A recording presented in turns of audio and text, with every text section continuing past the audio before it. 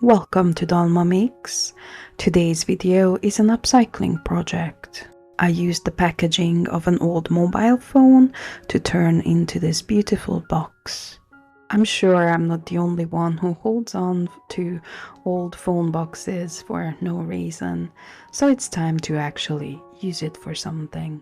So to upcycle it, I'm going to have to cut off some of the flaps that make the box fold weird so it could house the phone and the charger and whatever else was in the box. So I'm just deciding what to keep and what to cut off and figuring it all out. To secure all those flaps down and make the box sturdy, I'm just going to use some hot glue. To make the front of the box more interesting and not have it just a rectangle, I'm going to cut this semicircle onto the front flap. As a closure system for the box, I figured I would use a button and an elastic hair tie. I'm actually going to sew them on with some fishing line. The fishing line is thin but very sturdy, so I can just sew through the cardboard. If I glued it on with anything, even super glue, even epoxy, with having constant strain from the elastic pulling on the button, I think eventually it would pull it off. Sewing it on, however, feels like it's going to be sturdy and it's going to stand up to constant tension and use for many years. At least I hope it will. Next, I'm going to use some foam board to add another design element, but also to make the box even more sturdy and to cover unsightly things. I'm just measuring and cutting out rectangles of the correct size, and I'm also cutting a slit for the elastic. I can't actually glue anything right on top of the elastic, as it would basically ruin its function. So I figured sandwiching 2 layers of the foam board in a way to allow that gap is going to solve that problem and also hide the unsightly part of it. I'm also adding more of these foam board rectangles to all the other sides to build up some volume to hide those unsightly edges and the stepped layers. I'm going to use some air dried clay to fill in the gaps, and I'm just using a little bit of water to dip my finger in it so I can smooth the surface and make things as seamless as possible. I'm not going for perfection.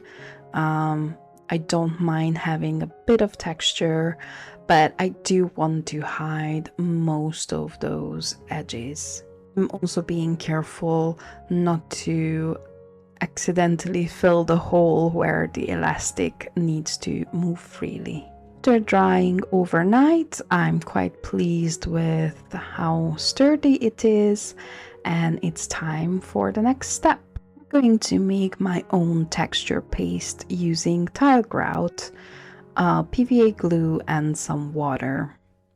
Of course, texture paste is available commercially, but it's usually quite expensive for the amount that you get, and I find my tile grout texture is very durable and I can make as much or as little as I want, and if I don't use it all up, I don't feel really bad, as tile grout is quite cheap and I can buy it in bulk if I want to. So to add a floral design, I'm going to be using a plastic stencil and applying the tile grout through it in a thin, uniform layer. I'm picking out parts of the stencil that I think fit the best for the part of the box that I'm working on. And I'm basically going to cover every flat surface of the box with this texture paste mixture. It's dried, it's quite durable, and I'm happy with it.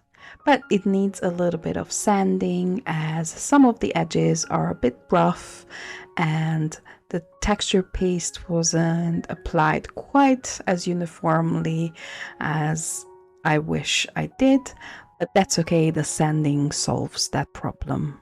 Ready for the first layer of paint, I'm just going to use some cheap acrylic paint in black and apply an overall color everywhere, inside and out, covering every surface.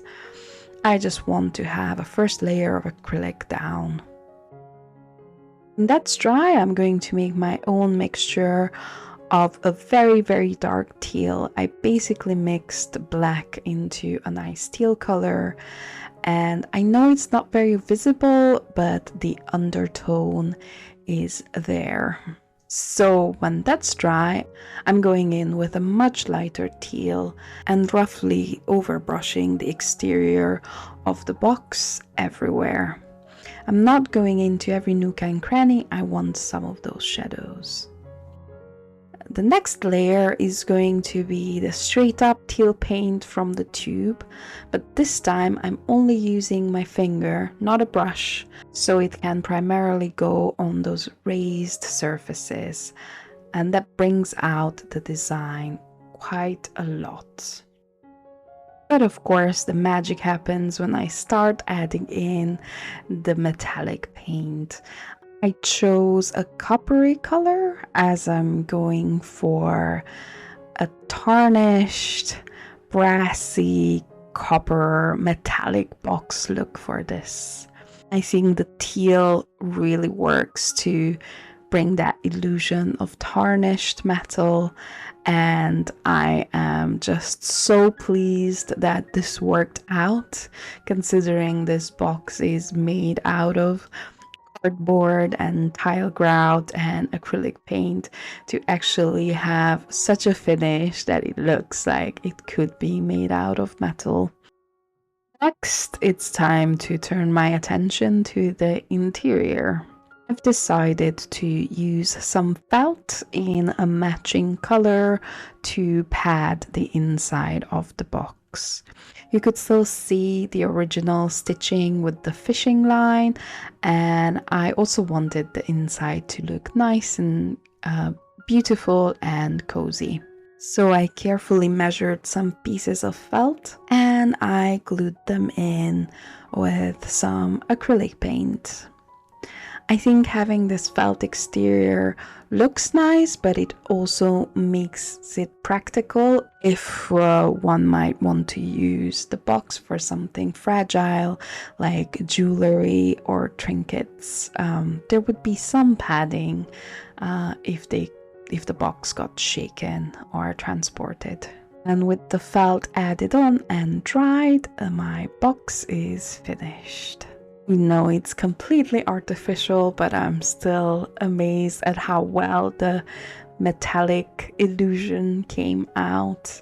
What do you think? What does it look like to you? Please let me know in the comments. I would love to hear your thoughts. And if you enjoyed this video, please click the like button. It helps me very much to get noticed in the ocean that is YouTube. And if you would like to see similar projects from me in the future, please consider subscribing. Thank you for watching. I hope you're having a nice day. Bye!